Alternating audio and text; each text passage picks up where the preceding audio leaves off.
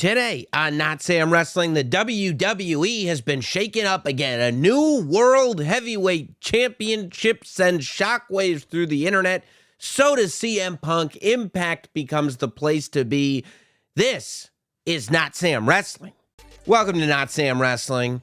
What a week. I hope you all enjoyed the draft that we put out of both Raw and SmackDown. I would imagine that if you enjoyed the draft that you've seen on television, you probably enjoyed the draft that we did on Not Sam Wrestling because, boy, was it jarringly similar. Watching those names, it always gives me such satisfaction, too. I love it. Watching those names get called. Whoa, Drew McIntyre's going here. Well, Edge is going to SmackDown. What? I was like, if you had just listened, and I don't claim to be making predictions.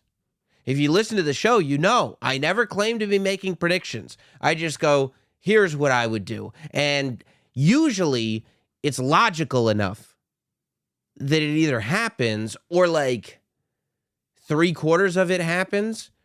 And then you're left with the remaining 25% going, why didn't they just do what Sam does? I don't know. I can't tell you. I can't speak for anybody but myself. But I was happy that I was right with a bunch of stuff. Maybe not so much my far out stuff, but that's why it's far out. We got to take risks.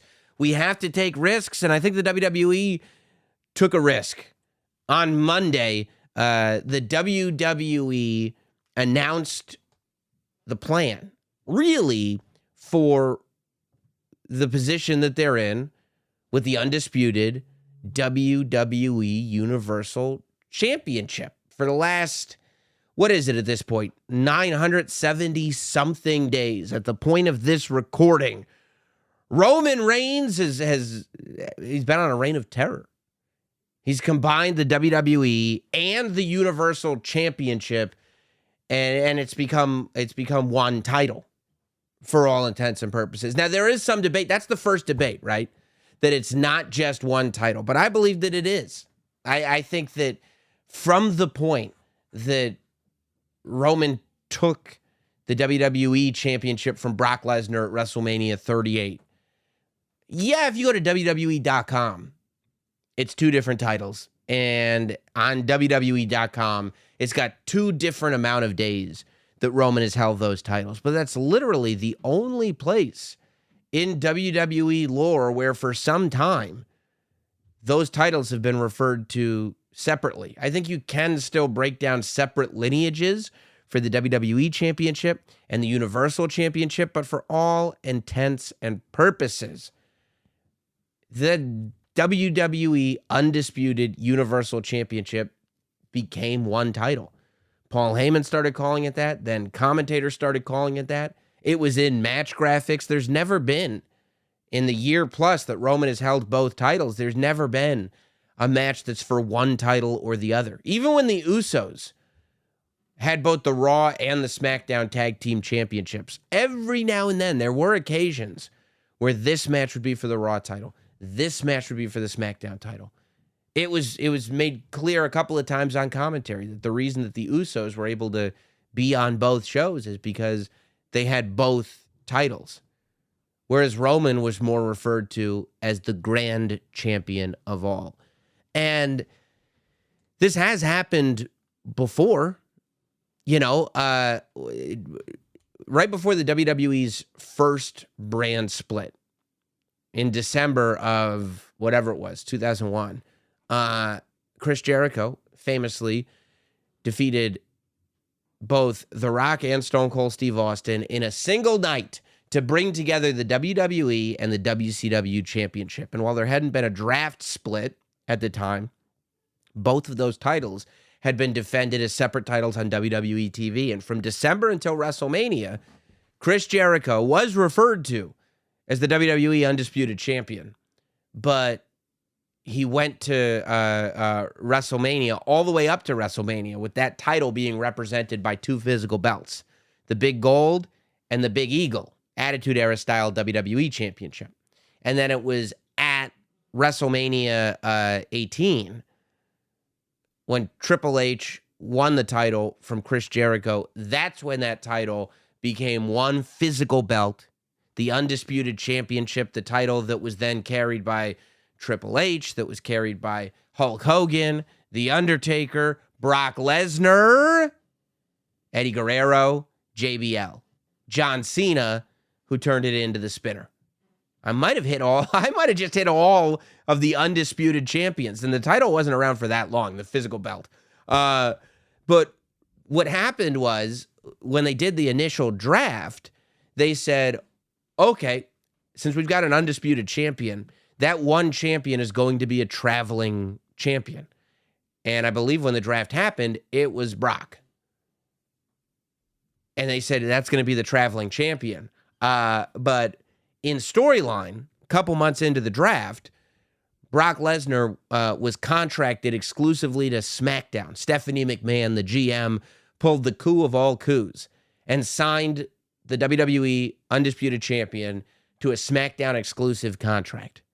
And that is when Eric Bischoff went on Raw, the GM at the time, and unveiled the World Heavyweight Championship. Now, the World Heavyweight Championship was the big gold. It was slightly modified so that a WWE logo was now at the top of it where there was none before, but it was clearly the same design as the world title that had been used in WCW, the NWA. It's the big gold title.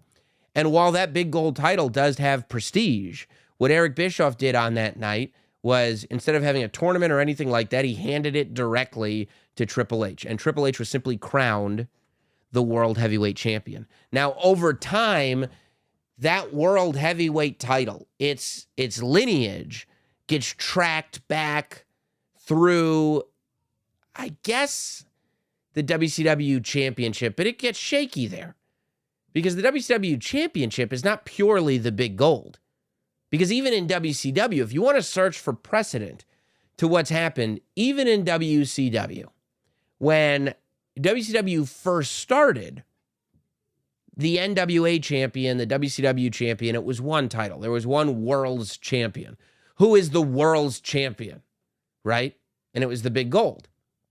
Now, at some point, WCW declared their own title and didn't have the rights to call that the NWA Championship anymore.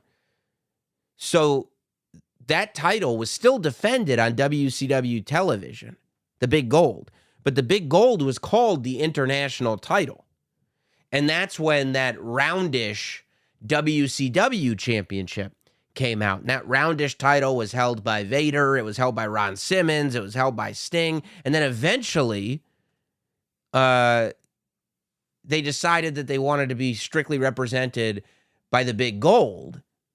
So there was a unification match between the international title and the WCW title. And that unification match happened. We got one WCW championship represented by the big gold, and that would be the one that eventually Hulk Hogan would win when he got there in 94. NWO would paint on it, and that would be the lineage. But there's a crack in that lineage because the first chunk of WCW champions that held that round belt, that was not the big gold belt. The big gold belt was the international championship that was held by guys like Rick Rude and stuff like that who are not WCW champion. So technically the World Heavyweight title traces the lineage of the NWA World's Heavyweight Championship. That's always been my understanding of it. And you could draw a technicality that all the WCW champions would be in there too, but I don't think that technically Vader, Ron Simmons, I don't think that technically those guys and whoever else held exclusively that title. Because I don't think that Vader ever held the big gold. Ron Simmons didn't hold the big gold. I don't think that those wrestlers are in the lineage of World Heavyweight Champion. But regardless, in 2002, Eric Bischoff introduces the World Heavyweight Championship and just hands it to Triple H, while Brock Lesnar was the Undisputed Champion on SmackDown. Of course, the Undisputed Champion would eventually be renamed the WWE Champion. They would take Undisputed out of it, but it was represented by a belt that said the word Undisputed on it up until John Cena won the title and made it the spinner title. That's why the spinner title looks like that. It's a version of the Undisputed title. But the WWE Championship lineage is represented within the Undisputed Championship, which is why the WWE Championship lineage today can still be represented inside the WWE Undisputed Universal Championship, which I would imagine they will drop the Undisputed name from at some point. So Eric Bischoff hands this title to Triple H, and, you know, people like to say that the internet being a toxic place for wrestling fandom is something that is new to, you know, whether it's the AEW WWE wars, whether it's Twitter, whether it's whatever. But the toxicity of the fan base has been there as long as the internet's been there, has been there as long as message boards have been alive. It wasn't quite as commonplace because not every single person was on the internet, and it was certainly not every single person on message boards. It really was just a small fraction of fans. But it was still crazy. I mean, it was still during the Monday Night Wars. You still had people picking sides. I mean, look at the signs. Look at the oak tag that's in the crowd during the Monday Night Wars. It's Vince sucks, Bischoff sucks, WCW sucks, WWE sucks. Like, that's what it was. Now that those signs are tweets. That's all. That's the only difference. People go, where did all the signs from the Attitude Era go? They're tweets now. You could see them on the internet. So, back then, it was far more controversial the way that title was introduced than the way the 2023 World Heavyweight title was introduced. When the 2002 World Heavyweight title was introduced, not only was it, you're just making up a title because you decide you want there to be two world champions because what, you don't want to beat Brock, you don't want to have somebody traveling, whatever. But then you just hand it to somebody. We're just supposed to believe that this title has any credibility when the beginning of its lineage is just being handed to somebody. Now, even at the time, nobody wanted to acknowledge that the lineage of the Intercontinental Championship is a made-up tournament. It never happened. Nobody ever wants to acknowledge that. The Intercontinental Championship is maybe the title that hardcore wrestling fans hold with the highest level of prestige, at least when it comes to WWE, in terms of it being a wrestlers championship. It was made up. Pat Patterson just showed up with it. He didn't win a tournament for it. They just said, oh yeah, that's the guy. He won a tournament. You didn't see it. You know why you didn't? Show me video of it. It didn't happen. Nobody wants to bring that up, though, when we talk about the history of titles and how they're introduced. Because if you also look at the history of the heavyweight championship and the way people were like, that title is complete nonsense. That title is complete BS. Nobody's going to take that title seriously. It brings down the Universal title. I mean, the Undisputed Championship, because now there's two championships. It's going to water one of them down. Nobody's going to care about the heavyweight title because it was just handed to Triple H. The same thing they're saying now, except more, because it was just handed to a wrestler. The difference is that we're able to look at that historically and realize that none of that stuff is true. That when it comes to a title, the way it's introduced or the reasons that it's introduced are very small parts of how and why we take it seriously. The fact is that if you look at that World Heavyweight Championship, the title that was just given to Triple H, that's the title that Shawn Michaels would win in the first Elimination Chamber, the main event of Survivor Series. Stay in Madison Square Garden, that's the title that would main event WrestleMania 20. That's the title that would main event WrestleMania 21 when Batista won it. That's the title that Rey Mysterio would win when he did the unthinkable and won the Royal Rumble. That title has main evented multiple SummerSlams. The Undertaker would go on to hold it. Main evented multiple SummerSlams, multiple WrestleManias, and all the while, the Undisputed title was still there, the WWE Championship, to let guys so we could see a match at WrestleMania, like Eddie Guerrero versus Kurt Angle. And that title could be used, the title that was, going to be watered down, could be used to launch John Cena into superstardom. The fact of the matter is, when those titles got split and that criticism started to rear its ugly head, the world title was put on Batista. And the WWE title was put on John Cena both at WrestleMania 21. And I'll be damned if those titles didn't help build two superstars of what has grown to become an extremely popular generation in wrestling. I think that there are guys that are my age that are still coming to terms with the fact that there's an entire generation that grew up on ruthless aggression. And if you grew up on ruthless aggression and you take Batista seriously as a former world champion, and you take Rey Mysterio seriously as a former world champion, and you take John Cena seriously as a former WWE champion, and Edge seriously as a former WWE champion, although he held both. If you take Daniel Bryan, CM Punk, these are guys that, I mean, technically with Bryan, he held both titles, but these are guys, CM Punk obviously held both titles, and both titles became very, very meaningful. The WWE the WWE Championship and the World Heavyweight Championship as two separate entities lasted until 2013, when John Cena and Randy Orton had their unification match.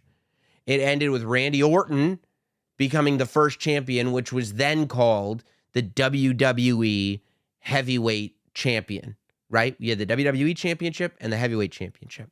When those two combined, it became the WWE Heavyweight Championship.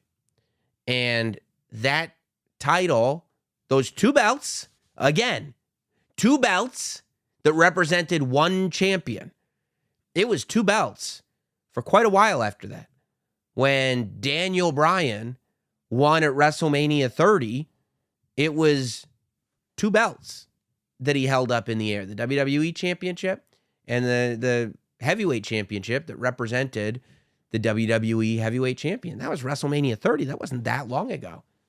And of course, those titles would eventually be merged into one belt that is the belt that Roman Reigns still carries, the black belt with the WWE logo on it, that if you look in very small font under the big WWE logo, it says Heavyweight Champion on the V under the WWE Heavyweight Champion. The blue belt says Universal Champion on it. That's how we get the undisputed WWE Universal Heavyweight Champion.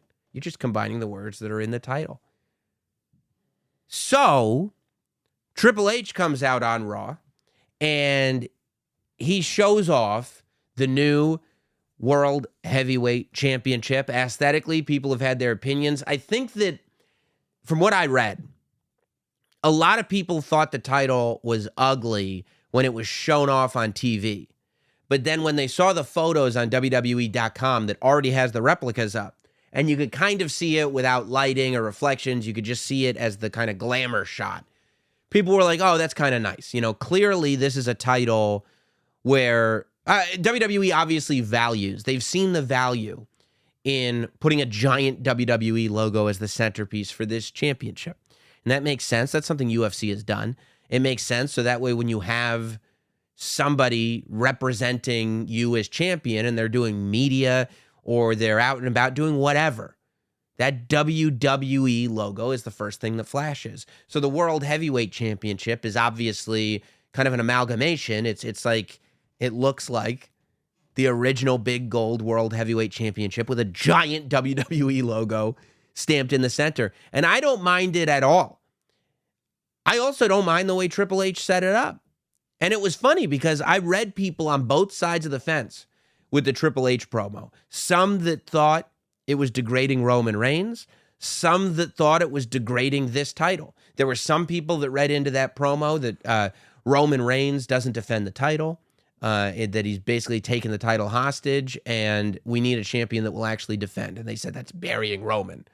There were others that said, well, what he basically said was, since none of you can beat Roman, here's a new title, and that's burying the rest of the roster. I don't think anybody was buried in the Triple H World Heavyweight Championship promo. I think the key to that promo was making the World Heavyweight Championship title, the title itself, a babyface. And in order to make that title a babyface, and when I say make the title a babyface, I mean make it good news that there's this new championship. Hey guys, good news. There's a World Heavyweight Championship, and it exists for you fans. So you're going to get to see great world title matches. Would you mind cheering? And then all the fans go, yay! And they cheer the good guy being the title itself. Roman Reigns is a heel, so the idea that it's not the best thing for the fans that he doesn't defend the title that often. I mean, I don't think that takes any wind out of his sails. It is what it is. We've all noticed it. Every fan has noticed it. We're looking at Backlash. There's no championship match. Last year, no championship match. This is not uncommon for pay-per-views these days, and it is kind of a problem long term. If you're a Roman Reigns fan, this isn't bad news. What this does is it makes it so that Roman Reigns can hold the title literally forever. Because there's another world heavyweight champion. Roman Reigns can't, I mean, if there's one champion and it's Roman and he holds it forever, eventually that's going to degrade the rest of the roster. But if you've got another title on another brand that you can use to build big stars, then you can keep Roman Reigns on the other side, this massive, never before seen type of star, and you can have your cake and eat it too. I think that's the goal here, and I don't see any reason why that wouldn't happen. And the reason for that is the key to this promo. First of all, Roman loses nothing here, right? That's what some people are saying. Roman loses nothing because Roman's titles aren't getting split. As a matter of fact, there were some said that this will make it less special when Roman finally loses. Others said you could have just split the title. This does not make it less special when Roman loses.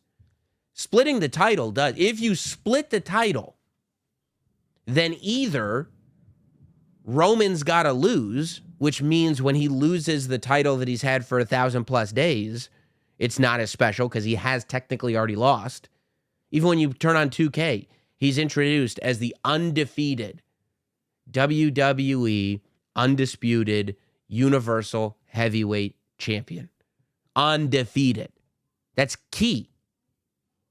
If you split the title, either he's not undefeated or you do it creatively where a GM takes it off him for not defending it, or, the idea that everybody loved, he loses a triple threat, except one guy pins the other guy. So Roman never actually gets pinned, but somebody else wins a triple threat, so they win the World Heavyweight Championship. Some people even suggesting do a triple threat and do it like the triple threat at WrestleMania that one year for the Intercontinental and European Championship, where each fall represents a different title, and that's all well and good.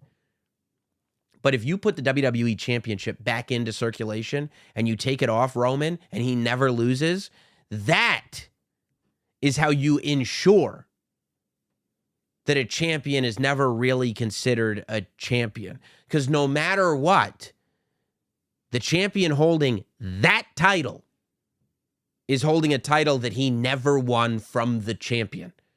In the UFC, when somebody is holding an interim championship, either they need to eventually have a fight with the actual champion, or they need to tear off that interim logo and say that other guy was stripped, and if he ever comes back here, he can fight for it again. But you can't just take the title off and then go, well, and now you're on separate brands, so now you can't get it. Ha, ha, ha, ha, ha, ha. I put the title on base, and now you can't get it. That's how you ensure that the title is worth less. Not worthless, but worth less. Because the separate brand thing is key to the World Heavyweight Championship working. I think that one of the things that has gotten lost in the sauce with introducing a new title, this is a consolation prize, is that Roman Reigns is exclusive now to SmackDown. The beginning of the conversation was post-draft, meaning post-Backlash, Roman Reigns will only compete for SmackDown. He will not be on Raw whatsoever. He is brand exclusive. The World Heavyweight Championship is also brand exclusive. We now know it'll be on Raw, but as it was announced, this is going to be exclusive to the brand that Roman Reigns is not on. So number one, Roman Reigns doesn't sit there like he's gotten anything taken away from him, because he hasn't. He still just has to beat everybody in his potential challenger pool. And the person who wins the World Heavyweight title doesn't have a consolation prize, because Roman Reigns doesn't wrestle on the show that this person's on anyway. Yeah, but he couldn't beat Roman Reigns. It's all speculation. If done right, it would be the equivalent of somebody holding a title in another company and going like, well, technically that's the real world champion. It depends on what show you watch, right? The only risk here is if, as has happened in the past, the draft is not taken seriously. If the draft, that's where things will get muddied. That's where things will make less sense, and that's where titles can start to feel less valuable, is if the draft gets muddy. The World Heavyweight Championship has the potential to have plenty of integrity as a world title, but it will only have as much integrity as the draft. I think most fans want if we're going to do a draft, right? There are some people that don't want to draft at all, and I would listen to that all day. That's fine. But most fans, I think, feel that if we're going to do a draft, make it count. If you're going to do a draft or don't do a draft. Pick one or the other, but don't do a draft and then not abide by it. It's like having a match, adding a stipulation to it, and then not going through with the stipulation. It's like, well, you're wasting our time now. Well, how are we going to get excited about this? And this has happened. This is the real problem with the draft, is when it's not abided by. There's enough stars right now, I believe, on each show that the draft should be fine, especially with two separate champions. You have the potential to once again start telling two different groups of stories, if that's what you're going to do. If you came out and told me that going forward, the draft is going to be a very loose draft, then I would tell you having another world champion makes absolutely no sense, because theoretically, at any point Roman chose, he could go and take that one too.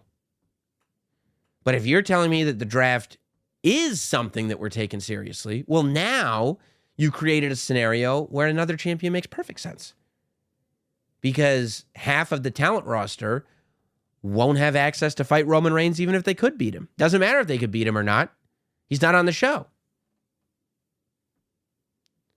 I think the thing about Roman Reigns and his championship is that regardless of what's happening on Monday Night Raw, regardless of what's happening with the World Heavyweight Championship, Roman Reigns' title reign and the bloodline story and the streak that he's been on since SummerSlam 2020 when he made his return. When somebody beats Roman Reigns, it's probably going to be akin to the Undertaker streak being beaten. Not in the sense that fans will be dismayed. I would imagine fans will be very, very pleased when Roman Reigns finally gets beat. But it will be that impactful. It needs to be. It needs to be. It needs to be a career-making moment when somebody wins that title. When Bruno Sammartino lost the WWE Championship for the first time, it was earth-shattering. Now, back then, a lot of times streaks were ended and title reigns were ended by a heel who would simply be a transitional champion, as was the case, for instance, when the Iron Sheik beat Bob Backlund and Hulk Hogan won it. It wouldn't have worked. Hulk Hogan winning the title was a huge deal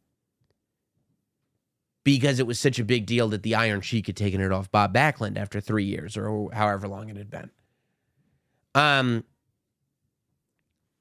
The other thing about Roman, well, I'm gonna get into this in a second, okay? I'm gonna get into Roman Reigns in a second because there's questions about Cody Rhodes that I want to talk about today.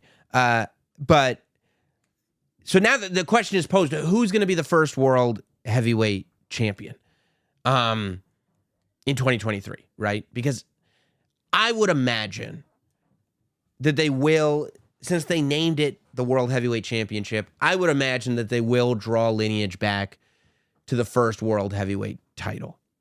They will probably stop at the unification. You know, it wouldn't make sense. This can't go into the lineage of Daniel Bryan, for instance. I mean, Daniel Bryan's WrestleMania 30. This can go into the lineage of early Daniel Bryan. I would imagine that the lineage will trace the original World Heavyweight Championship. That's what I think will happen.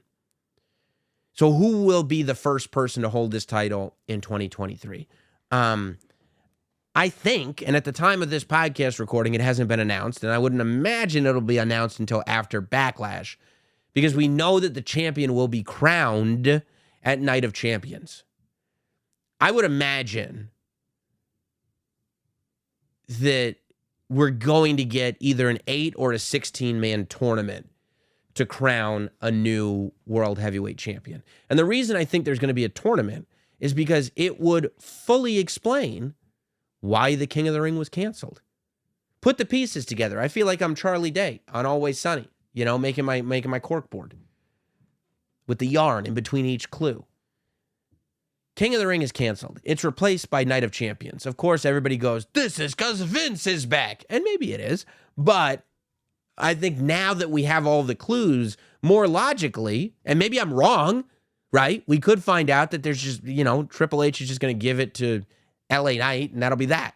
But I think much more logically is that King of the Ring tournament was canceled because we're doing another tournament, the World Heavyweight Championship tournament.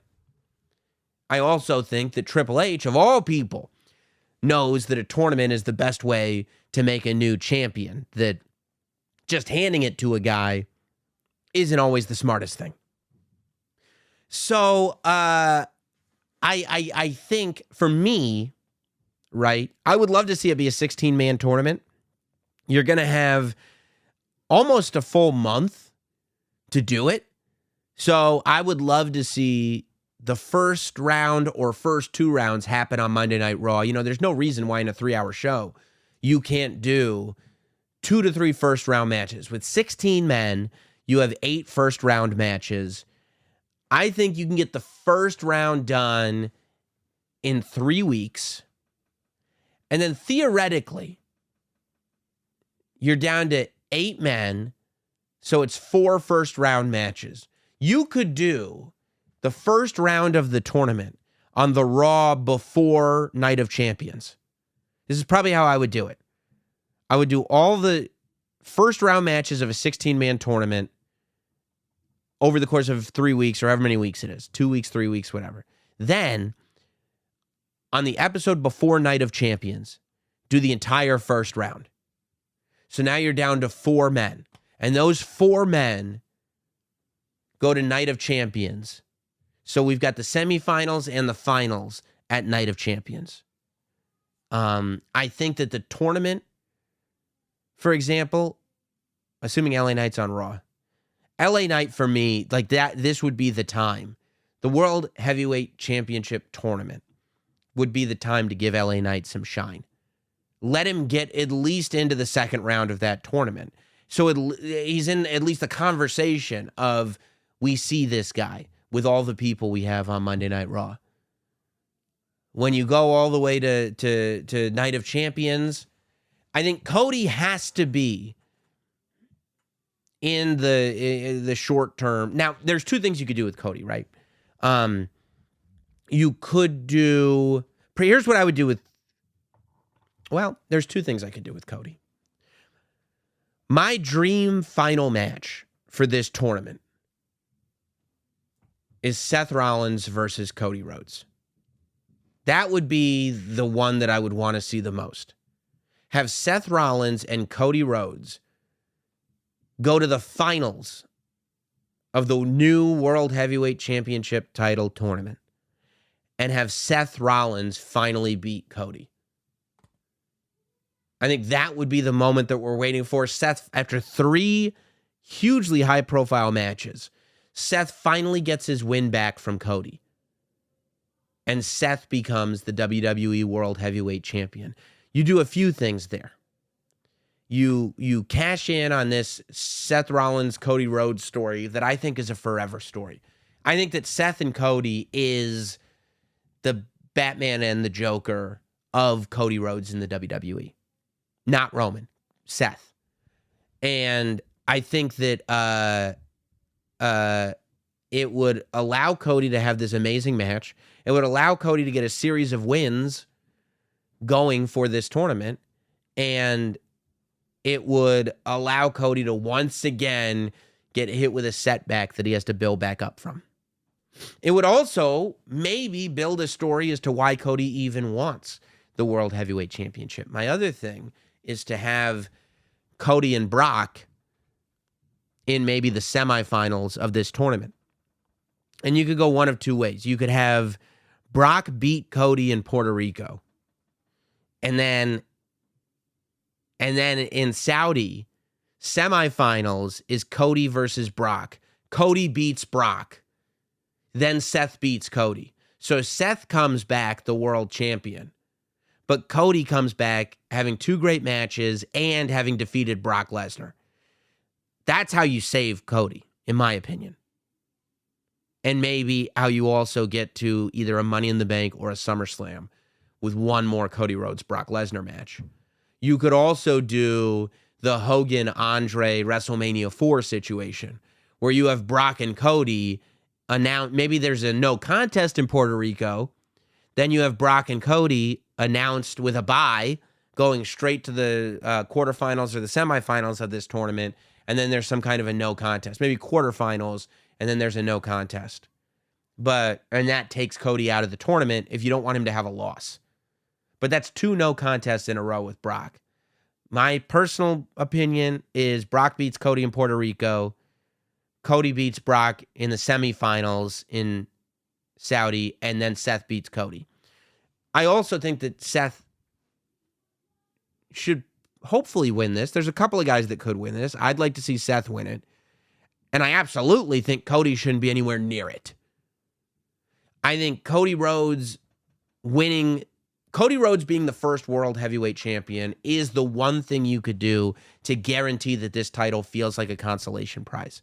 I think then it's like, see, we wanted to give Cody the world title, but we didn't want Roman Reigns to beat him, which is not the energy you want at all. If Cody loses it in the finals, then he's got something to work towards, and maybe Cody eventually becoming world heavyweight champion doesn't feel so weird. I think the world heavyweight title needs to build its credibility. And Seth Rollins is a guy who can build that credibility. Now, going forward in June, you've got the Money in the Bank pay-per-view. I still stand strong now even more than ever with the inclusion of the of the WWE Heavyweight Championship, with that coming back, more than ever. I think Logan Paul has to win the Money in the Bank briefcase. Think about it. Seth Rollins beat Logan Paul at WrestleMania. Before that, Roman Reigns beat Logan Paul. What does Logan Paul have to do, right? Logan Paul can't keep losing matches, but he also can't dip down in terms of the level of match he's having. So he goes to Money in the Bank. He wins the briefcase. Seth Rollins is the world heavyweight champion. And now Logan Paul is floating over Seth Rollins' head as Seth Rollins has banger matches with others and is telling other stories. Logan Paul is still floating there, and the realization sinks into fans, oh no, one day we very well might see Logan Paul beat Seth Rollins for that briefcase.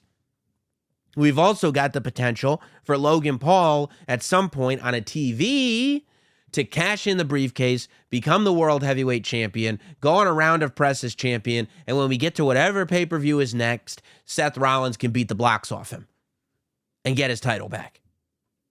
I'm just saying, these are good ideas. Now, when it comes to Cody Rhodes, and this is where I'll get back to Roman Reigns, I'm loving the show today. When it comes to Cody Rhodes, and this is where it gets back to Roman Reigns, one criticism of the draft this week, as we saw Cody Rhodes get drafted to Raw as the number 1 pick. I still think it should have been Gunther. And Roman Reigns get drafted to SmackDown as the number 1 pick with Solo Sikoa and Paul Heyman, which, by the way, separating the Usos into the second segment of draft picks was a brilliant way to separate the bloodline. But the criticism came in, the thought came in, the fear, I should say, came in. Does this mean that Cody Rhodes doesn't get to finish the story? What about finishing the story? My opinion on that, and I have no problem that Roman Reigns beat Cody Rhodes at WrestleMania. I still have no problem that Roman Reigns beat Cody Rhodes at WrestleMania. The fact that Roman Reigns beat Cody Rhodes at WrestleMania makes me feel better that Roman Reigns beat Sami Zayn and Drew McIntyre before that in their hometowns. The only thing, though, even if you object to that decision, the only thing potentially worse than Cody Rhodes losing to Roman Reigns at WrestleMania would be Cody Rhodes immediately winning the title after WrestleMania. For Cody Rhodes to go to Night of Champions or Money in the Bank or even SummerSlam and just a few months removed from WrestleMania then beat Roman Reigns, I believe would be a colossal mistake. Because this is what people would say, and they'd be right. This is what people would say. You could have had that moment at WrestleMania. 3 or 4 months after WrestleMania, you will never have the feeling or the build that you had at WrestleMania. Now, look, maybe there's a world where Roman Reigns holds the title for a whole year. Cody Rhodes wins the Royal Rumble. Cody Rhodes decides to leave the Raw brand, go to SmackDown, and at WrestleMania 40, Cody main events with Roman Reigns. And that's possible. But it's only possible. And I don't think, if you think that the WWE right now has their plan locked in for WrestleMania 40, you're out of your mind. They don't have their plan locked in for Money in the Bank, WrestleMania 40. But here's the thing that's been eating at me. There's a huge population that's out there that goes like, well, we're a month away from Roman Reigns becoming the 1,000-day champion. I believe at Night of Champions, right around then, he'll become the 1,000-day champion. So once he's got that 1,000 days, he'll lose the title. Says who? Who says that we're just waiting on this 1,000-day benchmark? Well, why did Roman beat Cody at WrestleMania? Because he's going to go for 1,000 days. Says who? He might go for 2,000 days. He might go for 3,000 days. He might go for the rest of his time on this planet. There is nothing in this story that says Roman is simply waiting for 1,000 days. Roman has not sat there and said, I'm going to be there for 1,000 days. I'm in 1,000 days, 1,000 days, 1,000 days, 1,000 days. No, he hasn't. Every time Roman talks, he just talks about the fact that this is forever. When Roman did the press conference at WrestleMania, he didn't say, if this is a baseball game, we're about to get to the 9th inning, and that's 1,000 days as champion. He said, if this is a baseball game, we're just in the 3rd inning. You guys don't understand the level of story that we're telling with the bloodline right now. You guys don't understand the level of storytelling that is the Roman Reigns title reign that we're living through right now. 1,000 days. What makes you think that it's written in stone? I'm not saying it's not going to happen, but what makes you think that it's written in stone that Roman Reigns is going to lose the title anytime soon? Here's the thing that I think some people, haven't quite figured out. They said, at WrestleMania, why wouldn't you just finish the story? And I'll tell you why. Because at WrestleMania, the story wasn't ready to be finished. And you're going, oh, Cody's got to wait for it. No. At WrestleMania, we weren't telling Cody's story. Cody's story was a small part of the bigger story that we were telling, that we're still telling, that we've been telling. It's not Cody's story. It's Roman's story. The story of Jey Uso having to get through all this mental torment and having to to become a main event player and having to deal with his cousin tormenting him. That wasn't Jey Uso's story. It was Roman's story. The story of Edge finally getting the opportunity to main event WrestleMania one more time. The story of Edge finally getting the opportunity to hold that WWE title one more time. For Edge's dream to finally come true. Wasn't Edge's story. It was Roman's story. The story of John Cena coming back to make sure everybody still realized that he was the GOAT was not John Cena's story. It was Roman's story. The story of Brock Lesnar showing up and confronting Paul Heyman. Paul Heyman, who used to be the advocate for Brock Lesnar and now is the special counsel for the tribal chief, Roman Reigns. That was not Brock Lesnar's story. It was Roman's story. The story of Drew McIntyre headlining a pay-per-view in his hometown and finally getting the opportunity to have the moment that was robbed from him at WrestleMania during the pandemic was not Drew McIntyre's story. It was Roman Reigns' story. The story that Sami Zayn meticulously and organically, beautifully told over the course of almost a year of joining the bloodline, of finally leaving the bloodline, of getting a chance to main event a pay-per-view in his hometown of Montreal that people said would never happen, was not Sami Zayn's story. It was Roman Reigns' story. And the story of Cody Rhodes coming back to WWE to get the title that his father was never able to get, injuring his pec, coming back, winning the Royal Rumble. It wasn't Cody's story. It was Roman's story. It's always been Roman's story. The conversation should not be, well, if not Cody, who's going to beat Roman Reigns? Because maybe no one. We're not even close to finishing the story, if you ask me. And now that there's a new World Heavyweight Championship, it makes me feel like 1,000 days is just another part of the Roman Reigns story. The one that I've just spent all these minutes talking about. The one that we've been telling for a couple of years now. It's just another chapter. Each of these stories, quote unquote, are just chapters in the story of Roman Reigns and the bloodline. Speaking of the draft, something odd. I mean, free agents declared in the draft. There were some obviously declared on Monday Night Raw, but on SmackDown we got Omos, Mustafa Ali, Dolph Ziggler, and Von Wagner. How about that? Von Wagner getting called up to the main roster, but as a free agent. See, that the free agent draft thing, that worries me. That concerns me. Because as I said, we all want integrity with this draft and the idea that there are a group of people that are free agents. Now, that said, I mean, this may just be so they can wrestle on main event or wrestle, wherever on house shows or, because they're not.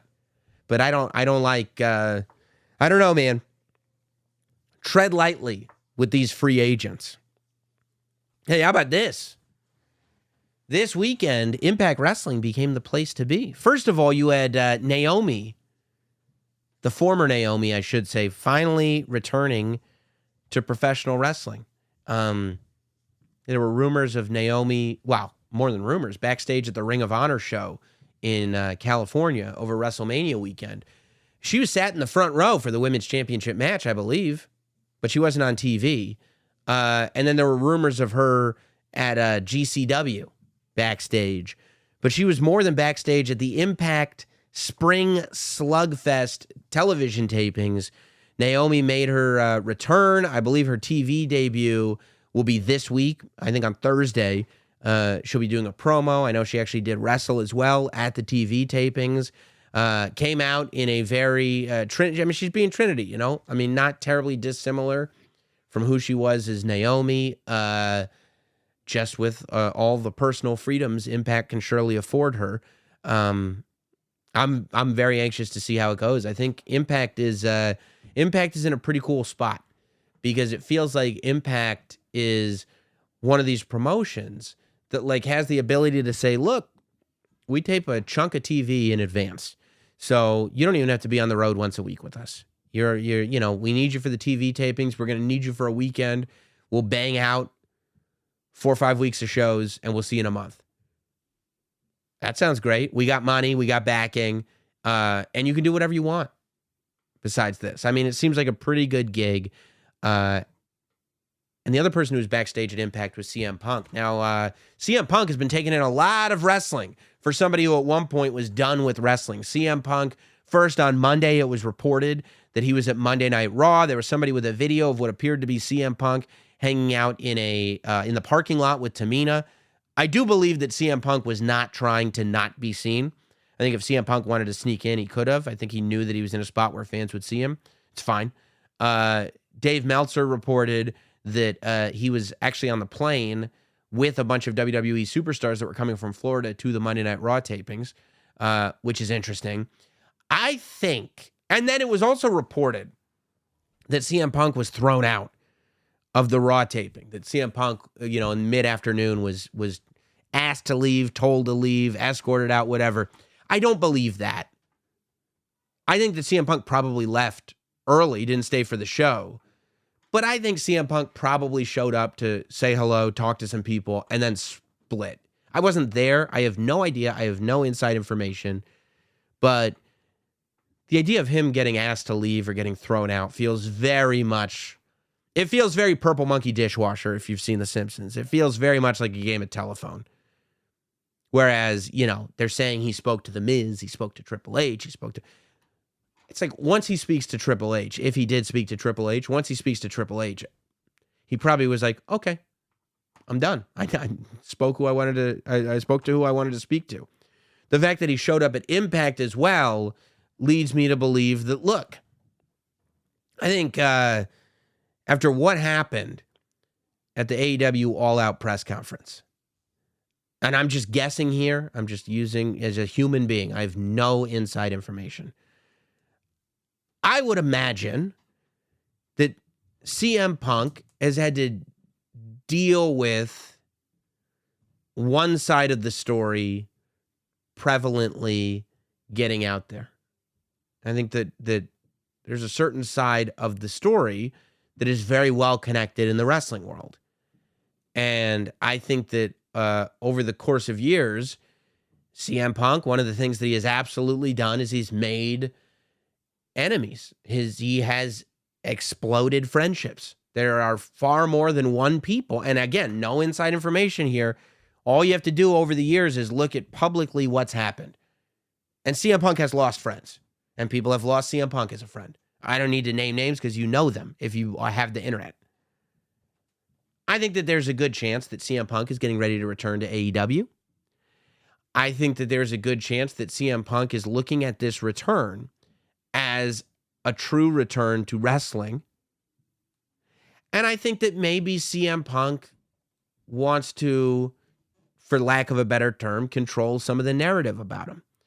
I think that CM Punk, and this is the least scandalous version of the story, but it's just my take on probably what's most realistically going on. I think CM Punk probably wants to go see people face to face and let people in the industry know that he's not a monster and that maybe he's not everything that's been said about him. And I think that it's one thing to have your buddies go out there and say, he's cool, he's good. It's another thing for you to go out there and press the flesh with people. Outside of wrestling, there are things that happen in people's lives where they're like, you know what? I'm going to get out there and I'm going to tell a bunch of people either that I'm sorry, not that CM Punk was apologizing to people, I have no idea, but just find people and let them know, like, hey, I don't know where we're at. I hope that we're cool. here's how I'm feeling.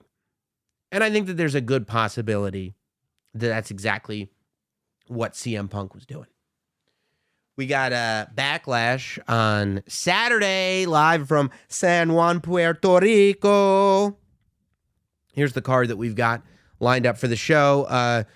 I'm assuming Cody Rhodes versus Brock Lesnar is probably going to be the main event. I think it should be. Cody and Brock, like I said, I mean, it fits right into what my idea was for the World Heavyweight title. I think that there are a few ways that this could go, but I think that Brock should beat Cody. I don't love that because I don't think Cody should be losing all that many matches. I think Brock should beat Cody.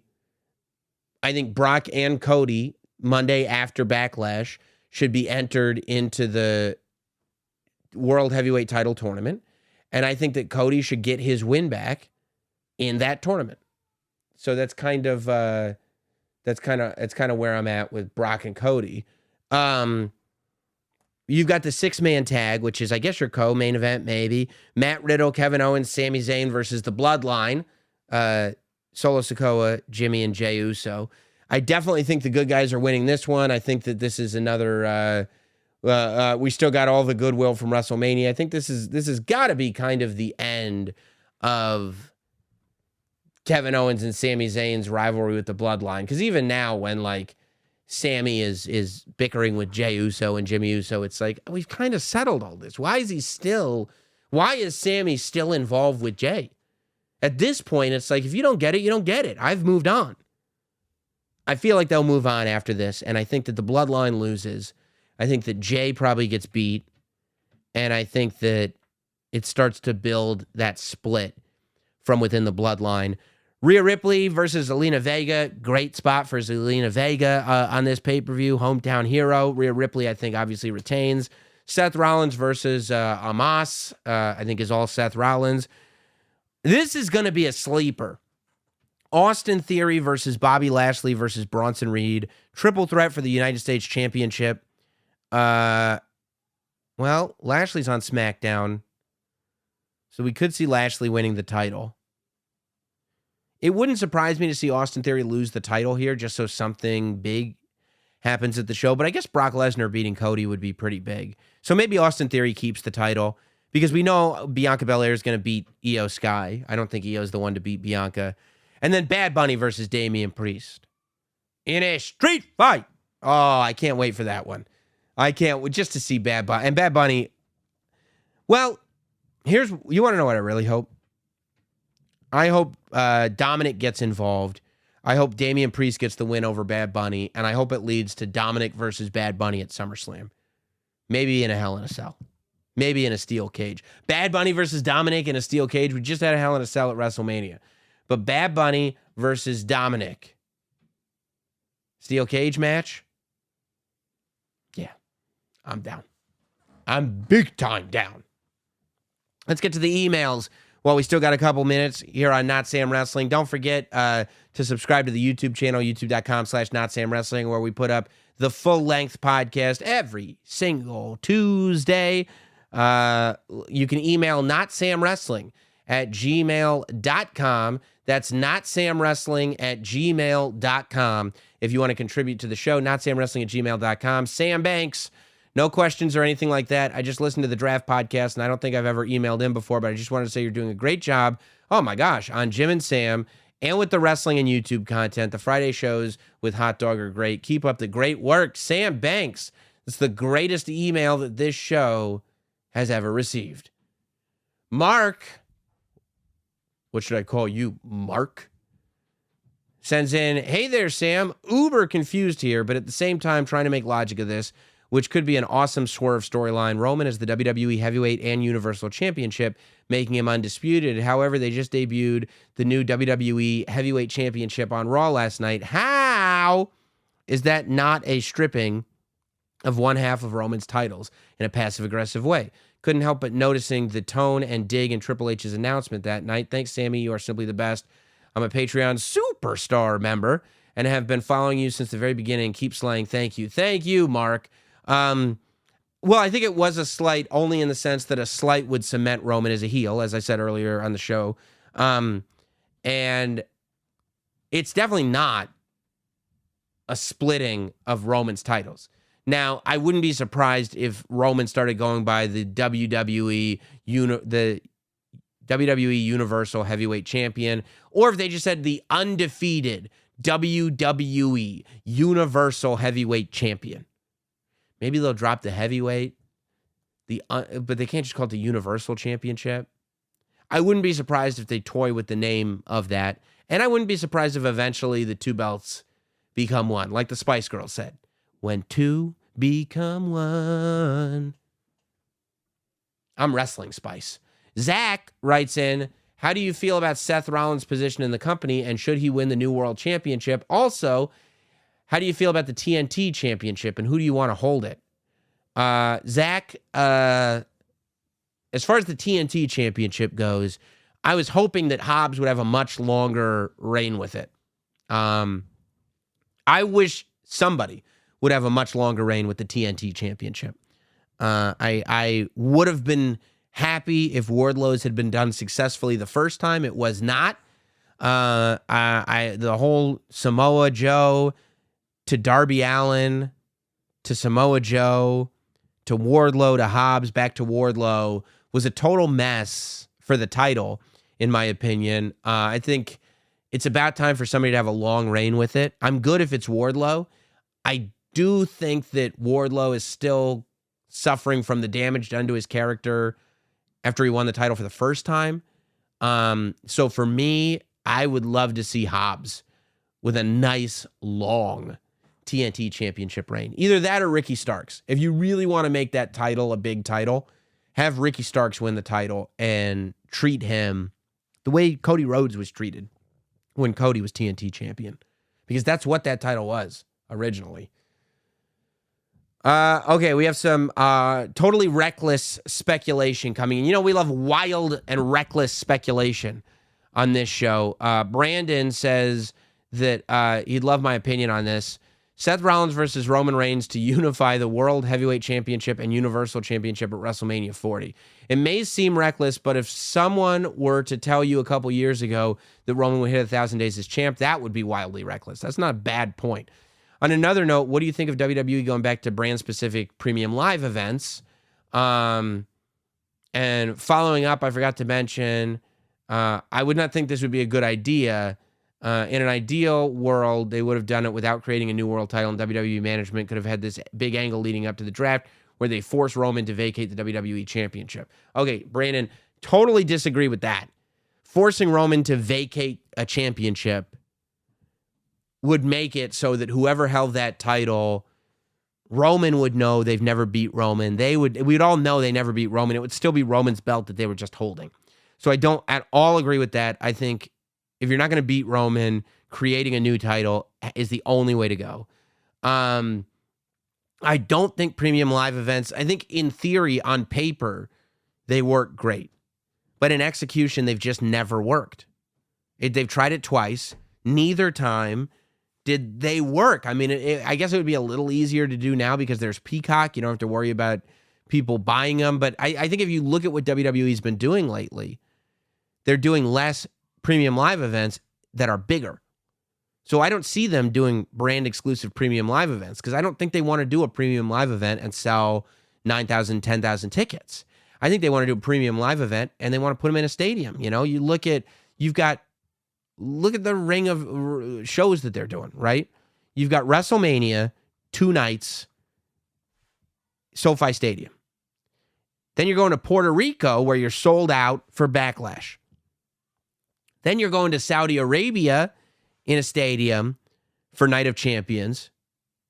Then you're going to the UK for Money in the Bank. And then you're going to a football stadium for SummerSlam. There's no premium live events in between that. That's what you're looking at for premium live events. So I think the idea of, going to an arena to do a SmackDown exclusive live event is just not the direction WWE is in right now. And as far as Seth versus Roman to unify, it's probably too soon, but just for the memes of it, Look, there is no part of me that doesn't want Roman Reigns to eventually win the World Heavyweight Championship too. Every single part, and maybe it's because I'm a troll at heart, but every part of me wants Roman Reigns, wants them to spend the next year building up the World Heavyweight title, only for Roman Reigns to take it. Of course, that's what I want to happen. And then I want them to debut another new title after WrestleMania next year. And then at 41, I want Roman to take that title too. I just want him to look like Ultimo Dragon, except they're all WWE World Championships. Of course I want that. Is it good for business? No. Would unifying more titles be great for business? No, especially this quick. To have a 10-month, 11-month run with this title only for it to be folded into the other one? No, that wouldn't be good for business or for Seth Rollins. But would I be jumping up and down on my couch, hooting and hollering in pure joy if Roman Reigns won the World Heavyweight Championship and everybody just was crying? Yeah, I would love that. James is emailing you from the UK. What is your thoughts on the new World Heavyweight Championship title? James, technically, this will make it the second World Heavyweight Championship due to Roman having one as well. Obviously, Roman is going to be holding that title for a long time. Maybe they may get the Undisputed Championship into one belt instead of... James, look, okay. I get it. I hadn't done this podcast yet when you emailed. But, like, dude, I know that you want me to talk about this. I know that we're all thinking about it. I know. But to send me an email, knowing I do the email segment at the end of the show, asking, what are your thoughts on the new World Heavyweight Championship title? Do you think I'm going to do an episode of Notsam Wrestling and not talk about the new World Heavyweight title? Is there any realm? Is there any dimension, any plane of existence where I would do this podcast and go an hour 12 minutes, an hour and 10 minutes, an hour and 5 minutes, however long it's been, and not tell you how I felt about the World Heavyweight Championship? Come on, dude, use your head. Hey, Sam, did you watch Raw? Yeah, dude, I always watch Raw. You don't need to email me asking me.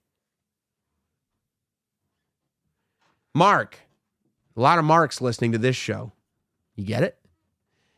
Hey, Sam, loved your fantasy draft. Love the idea of HBK as Raw GM. By the way, who showed up on SmackDown? Not the GM, but still, HBK, listening to me. I love the idea of lead on SmackDown, but hear me out. You want to have real competition between Raw and SmackDown? You want to tune in every Monday and Friday? Yes. My fantasy SmackDown GM would be none other than Dead Man Inc., The Undertaker. You're going to pay as the music in a very stoic, respect-based rule. Thoughts? I mean... If you want me tuning into SmackDown every week, Undertaker's GM is going to have me tuning into SmackDown every week. I do love the idea of just him being like, I mean, look, he was the judge in Wrestler's Court. Him being judge, jury, and executioner. Mark, it's not the worst idea in the world. Okay? See? Some emails I get very snide about, and others I'm like, I'm listening. Mark, you have my curiosity. Now, you have my attention.